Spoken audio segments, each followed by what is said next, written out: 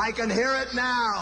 Fans take the field, and out of that eastern tunnel pour 215 well-drilled, well-disciplined Michigan bandsmen.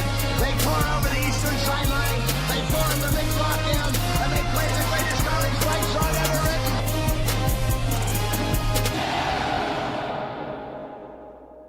Well, Seth, it's good to talk to you this morning. I expected it might be a pig, but I was hoping there was some lipstick on it. Tell me why there might be some lipstick on the pig after that one. Well, you see, Matt, we won a national championship this year. So this year being 2024, this is the year we won a national championship. We also have beaten Ohio State the last 3 times we played. And probably would have beaten them the 4th time, too, if we're being honest, right? So I think that, I suggest at the beginning of the season that we take a redshirt year and just kind of, but if they're intent on playing this season anyway, let's just not count it. Let's just whatever's going on. But I think that Texas would be upset if we did that because they kind of look like a championship team to me.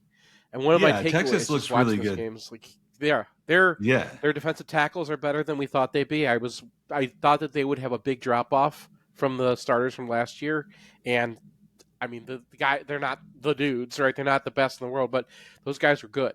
And some of the things that Michigan had to do to beat them were to play off the fact that those guys were good. And that was, one of the adjustments they had to make. Their defensive ends were getting to the quarterback.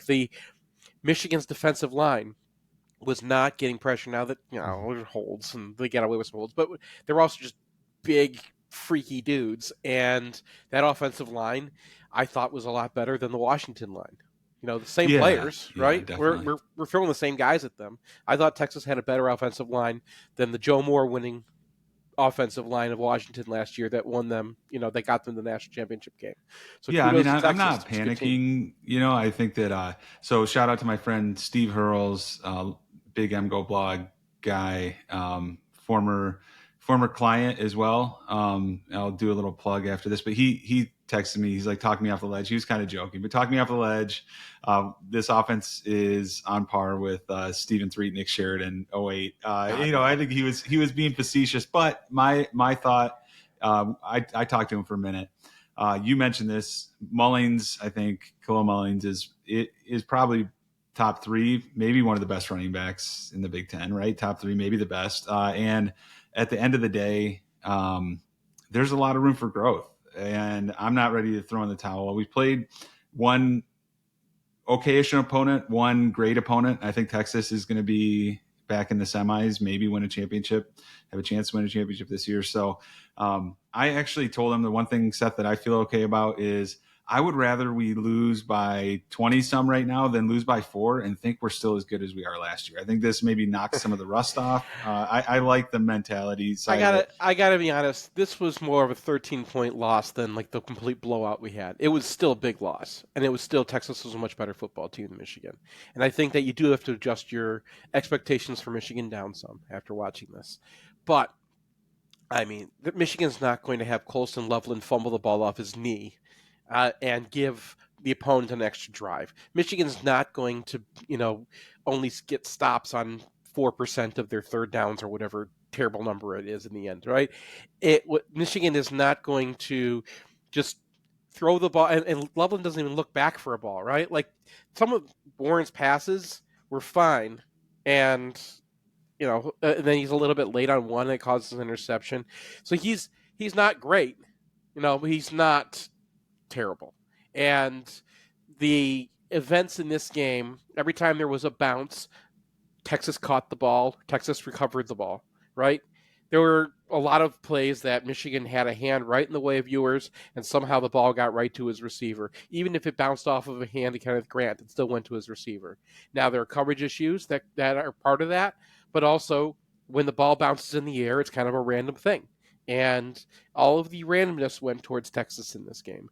So it wasn't as bad as it looked. It was just you add a bunch of turnovers that are in the luck realm to the fact that Texas was a better team, and you add a bunch of conversions that were, I think Wink Martindale's got to learn some lessons about college football. I think that so far he has been a substantial downgrade from Jesse Minner Absolutely. and Mike Absolutely. McDonald. And, it's a little frustrating that we go out and pay $1 gazillion for this, guy who's supposed to be the OG of the system.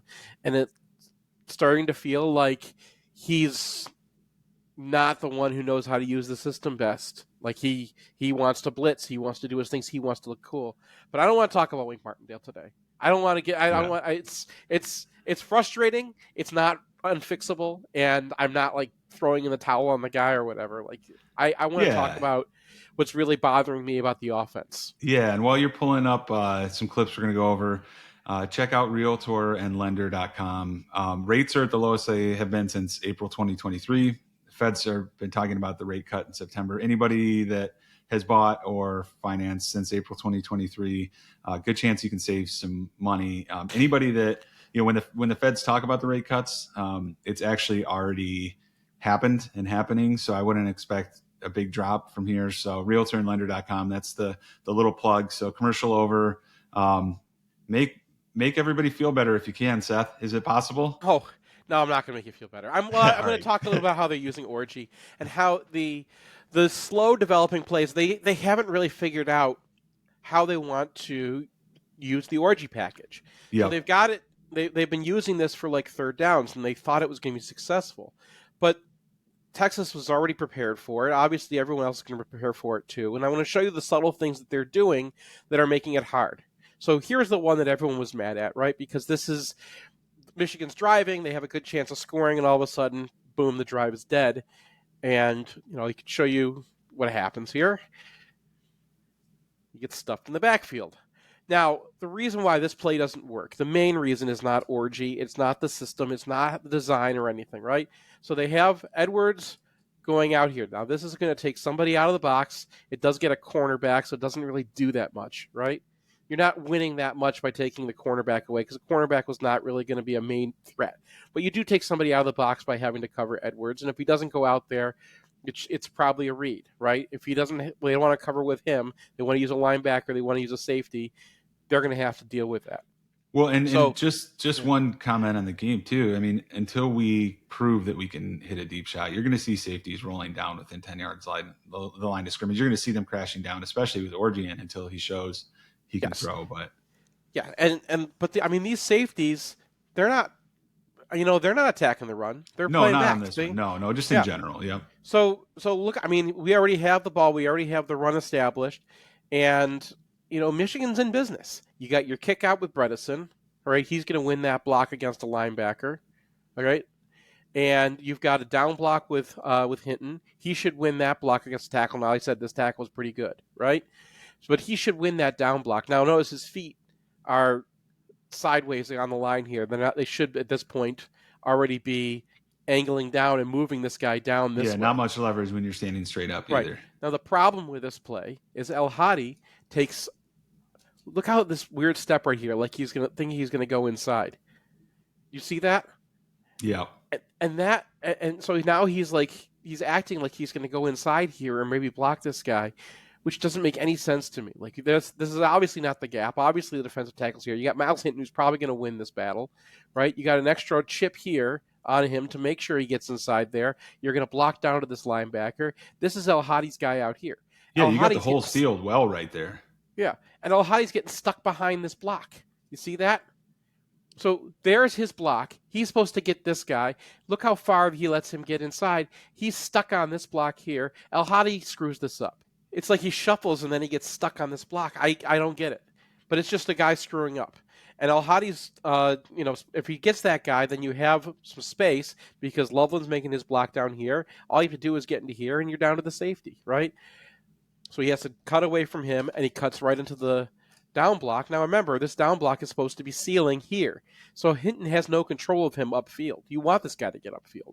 So it's not Orgy's fault at all that he jumps into this guy. He's got to get around El Hadi's block. So that's just a screw-up of a player.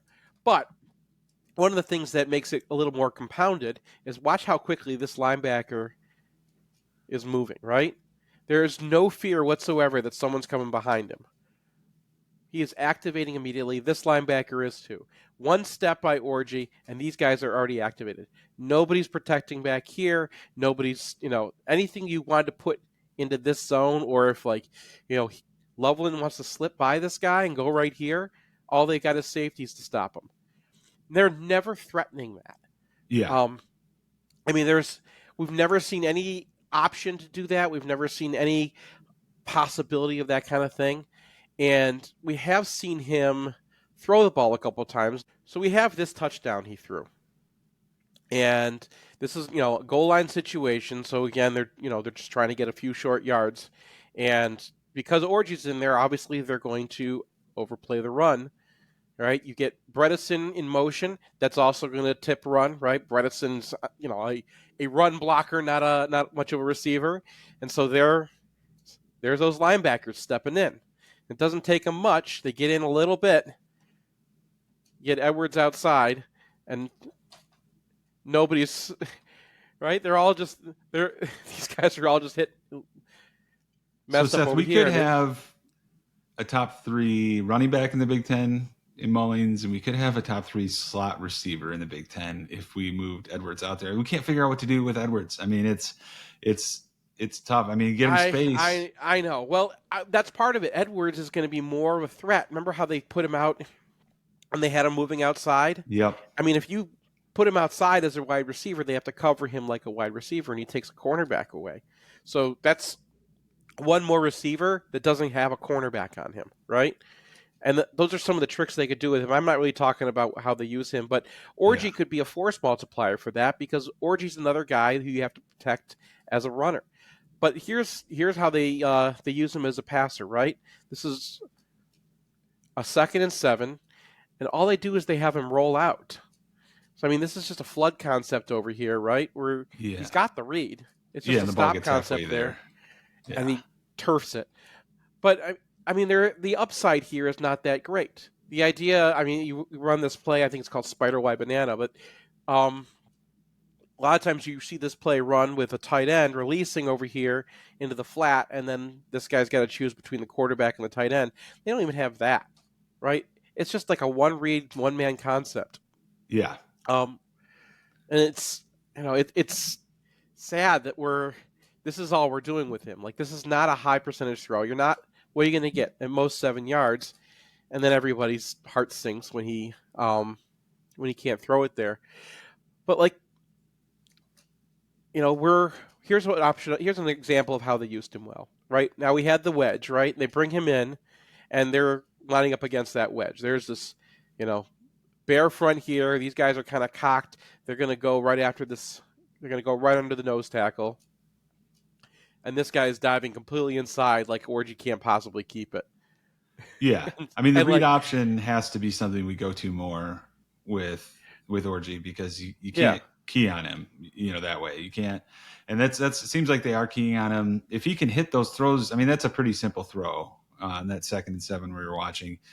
If he can hit those, he's dangerous. If he can hit those, I don't see why he's not starting. And so I guess we see why he's not starting is maybe that's what they saw in practice is too many of those skip balls. Obviously, I mean, if he can't even hit that rollout, it's like, my guess of what's happened with this offense, and it's just a guess, is that they probably spent a lot of time trying to get Orgy up to the point where he could run the offense, and then decided he couldn't do it and had to scrap that and had to start from scratch with Davis Warren, and that's why they don't have very many interesting things in the offense right now. Here's another thing that they use. Texas ran the same exact play, and you see this a lot so they have this this cheetah motion with the tight end here, right? That's going to yank a guy. So that's going to pull space away, right? Same thing they were doing with Edwards before, pulling space away, trying to get the safety to move out there because they got to worry about what's out here, and then he's going to read an end. Now, this end is coming inside, so it's this guy he's reading, right? And then he comes inside, they get a block on him, but they're not really winning anything, right? They still have there's no real read here because they're blocking everybody, right? So all they've done is with the read is just kind of create this one-on-one opportunity for Mullings that the safety wins. Now, when they run this again, everyone was mad about him keeping here. Same exact play, but Texas this time has an odd front. Okay, so they're head up right here, and that means they've got an edge who's easy to read out here, okay? But this guy is supposed to, they've practiced this. This is not 2004, this is 2024, when everybody has seen zone read. Every edge practices zone read because they're going to see it, right? Even if it's not a major part of anyone's offense right now, and they're going to force the read because if he doesn't give it up, this guy's coming in too. But look how he plays this. Everyone was mad that, he's got the wrong read, but look where he is. He's sitting out here, right? Yeah. He has a play on the running back if the running back gets the ball. And and he's just such an athlete that he actually plays the running back, gets up in the running back's face, sees the ball, and then jumps inside and wrangles the quarterback down. Yeah, it's a really good play by the linebacker because he kind of didn't commit to either of them. If we do hand off there, it's a 5-yard loss. And he blew the play out before it started. For a linebacker to be able to make that shift and adjust in and still get Orgy, that's just a really good play. If Orgy beats that tackle, you might have something going. It looks like the linebacker in the middle could get sealed off by Al-Hadi. You might have something, but Texas here's a coaching played really point. well. Yeah, here's a coaching point. El-Hadi is not supposed to worry about that guy. He's supposed to look him up a little bit to make the guy think that he's getting kicked. Okay, there might be something, but then you got him one-on-one with this linebacker. That's a possibility. They could run that, but that's not El-Hadi's job on this play. This play, El-Hadi is supposed to look the guy. If he stays outside, turn downfield, get your block. Now, coaching point, you have a young running back. He's a true sophomore here. He's supposed to, if he stays outside, that running back has to kind of hit that guy. Has to get right? a chip. You can't. You're going to want to try to get your shoulder into him or something, right? You want to run into him if he's out there. You have to make him wrong. And the way he plays this is just great. He gets high, he gets outside, he gets set, and he's able to get inside with those big long arms. That's just a really great play by a great player. Ben Hall could hit him and make him wrong, but it's there. But the thing is, there's still no threat of a pass. And the way Texas is playing this, boom, you got a pass right there. Boom, you got a pass right there. They're not worried at all about those things. They're keeping their safeties back just in case, but there's no semblance of a pass. And if you think about the way that Michigan was using, we can go back to the Al-Hadi play too, with these linebackers, right? The way that Michigan used Denard Robinson, or the way that Florida used Tim Tebow, they'd love to have him just take a step forward, like he's going to run. And that would get those linebackers activated. He's his own play action. And that just creates so much space to throw into. We've never seen a single play like that this year where he's thrown a pop pass or just taken a step back and thrown it. And he's got all this space. And you thought Texas would be the team they use it against, but it's not. So it's a little bit frustrating that, our theories on how they were going to use Alex Orgy are just so empty right now that they had a whole offseason. This guy was your QB1 for most of it, and there's just nothing in the playbook unless they completely don't trust him to throw for some reason. There's always a potential for injury or something like that, or like he hurt his wrist, or you never know, right? But all indications are that this team just wants to run the offense that they were running last year, and they're just going to have this year be a bad offensive year, and they're not going to really figure out a way to use Alex Orgy, even though he's a really good weapon. I don't think I looked through the analysts that they brought in this year. I couldn't really find anybody who's got a history of using running quarterbacks. They have, access to people to do that. They have Lamar Jackson in Baltimore, right? You know how to use a running quarterback. And they have access to people who know how to do that. I just don't see anybody on this staff who is doing it or cares about it. And the stuff they're doing is just so 2004. It's just you're going to find teams who can play it. Now, not everyone's going to have an edge like Texas, but, there are edges on the schedule who are going to be able to play this well. Well, and there's a lot of room for growth. There's a lot of room for growth, and there's room, there's upside, but there's just, the problem is, the offensive line is not going to clear the same kind of holes that they were able to clear most of the last couple of years. The problem is your offensive line is screwing things up. The problem I have is that And like it's just an indictment of the entire staff right now that they went into the offseason. They knew what kind of team they had. We talked about it all offseason. Matchups, right? Khalil Mullings is a problem. He's a matchup problem. Donovan Edwards is a problem. He's a matchup problem, right? You can't put a linebacker on him. And if he's a running back, he's going to run over a cornerback, right? He's a matchup problem. Colston Loveland's a matchup problem. Alex Orgy is another matchup problem. Yeah. You can't just have him against a linebacker. You can outrun that guy. You can't have him against a safety. He's going to knock that guy over. You can use that in your offense, and they just haven't thought of ways. And we just played Texas, so they were going to have a July drive. They were going to have stuff that they were going to bring out for Orgy. It was going to be in this game, and there's just nothing of interest. All they got is this that's like the package. thing that I'm so, I guess I think Warren's been okay. I think that you're right that there's some passes that are there that, are 50-50 that we should come up with more of those. I just think there's such a plus with Orgy that if it's just hard to see a guy that has that much of a plus with his legs, us not be able to figure it out because you take a defender away, you put so much extra pressure on the defense. And you've seen how over the years until the last few, how Michigan has really, really struggled. I mean, historically since I'm thinking back to Donovan McNabb with somebody that can move a little bit out of the pocket. And, Warren can move a little bit, but I was really excited to potentially see a running quarterback that was set up this year with packages that actually put that pressure on the defense, because the upside of a guy like that is a Vince Young, Tim Tebow upside. I don't see a major upside, a major plus in Warren's game. I just don't. And so I don't know. I mean, I think it's going to be a fun year. I think we're going to be able to win against the teams that we should win against. It's just going to, can we do something interesting? Can we come up with a plan that'll work for the Ohio States on the schedule? That remains to be seen. I mean, it doesn't have to be your main thing. I'm gonna show you one more play here just because I had it pulled up already. It doesn't have to be your main thing, right? I mean, this is 2022. This is with J.J. McCarthy against Penn State, and this is remember, think about how this Michigan offense scores, right? They can move the ball down the field with Mullings. The offensive line is probably going to gel. They're probably going to get better. They're probably not going to have one guy screwing up every single play. And there's some potential there to move some people and have a functional down the field running game. But the problem is they're eventually just going to get stopped on a 3rd and 4 or something. And the Orgy package so far has been one of the problems on that 3rd and 4 that teams are keying on it.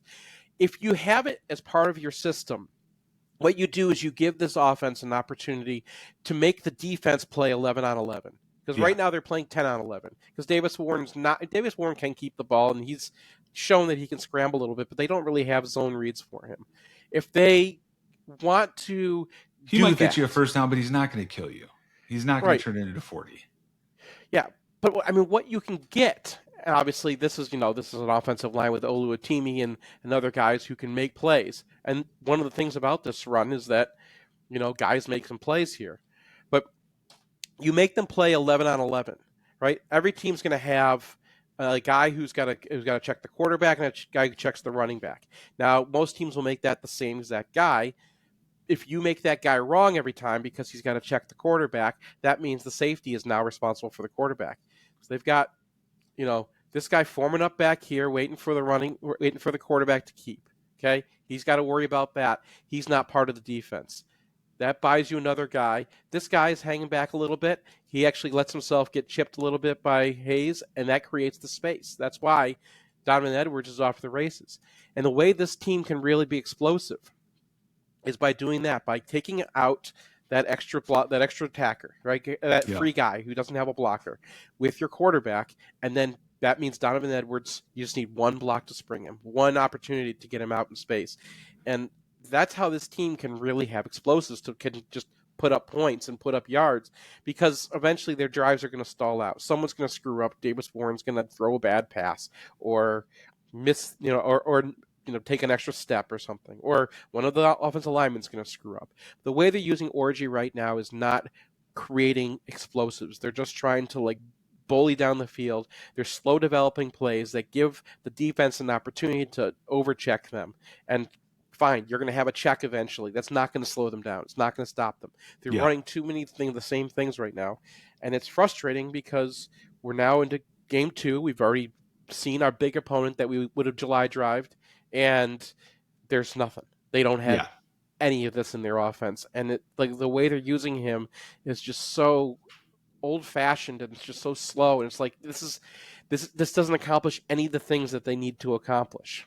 Yeah, it doesn't put the pressure on. Well, we got a couple weeks before we play somebody real again, so hopefully some practice time, some gelling of the offensive line. I don't think it's going to be a bad season. I think there's people who are Pollyannas who are freaking out. I'm not freaking out. I just think our expectations need to be reasonable, and I think this is like, if we're going to make the playoffs, we're going to be a 12 seed. I don't think Michigan's going to make the playoffs this year. I think USC is really good. That adds another top 10 team to the schedule. Michigan's got the toughest schedule in the country this year, save maybe Wisconsin or something. But this is it's just a brutal schedule. This team is, I think everything that could have gone wrong so far for this offseason is coming in at the bottom of its expected, below the floor that we thought it was going to have. But the Lions, we had a national championship. Lions we got won. the Lions. We got but listen, we got a national championship. One of the costs, right? You lose a lot of guys. You lost Jim Harbaugh. You couldn't recruit a quarterback in the offseason. It's part of the cost. I'm not in a bad spot right now. I didn't get the end of that game and be like, oh, we suck. It is a little frightening for the future of Sharon Moore's career, but it's a very, very young coaching career. He's got a lot of opportunity to get things right. And, if he got his first defensive coordinator hire wrong, it's a very understandable decision how he got there. If he, didn't use Orgy right, well, okay, he's going to have a couple new quarterbacks coming in. We might have a couple years of Jaden Davis, who's going to be, a functional Cade McNamara. You might have Davis Warren really get a lot better. This offensive line can stay together and be a lot better, right? Evan Link's not going to be he was pretty terrible in this game. I wonder if he's going to be able to play at all. But there is plenty of potential for this franchise and for this program. That's fine. Franchise. Yeah. At this point, they are, whatever. They are who they are. So if this season's going to be a wash, and we'll deal with the future in the future. I can't be too mad because I got the thing that I wanted. I got the national championship. Yep. Love it. Well, hey, like I said, Realtor and Lender.com rates are 6.25-ish. Feels a lot better than the 7.5 they were. So that's the plug. Seth, good talking to you. Let's roll up on the cupcake this weekend, have a low stress 50-point victory. We'll see if that comes to fruition, but always great talking to you, man. You too. Sorry this one went so long. I had things to get off my chest. Oh, that's all right. That's all right. Well, hey, I'm sure people will just fast forward anyways. All right, man. Have a good one. All right. Bye.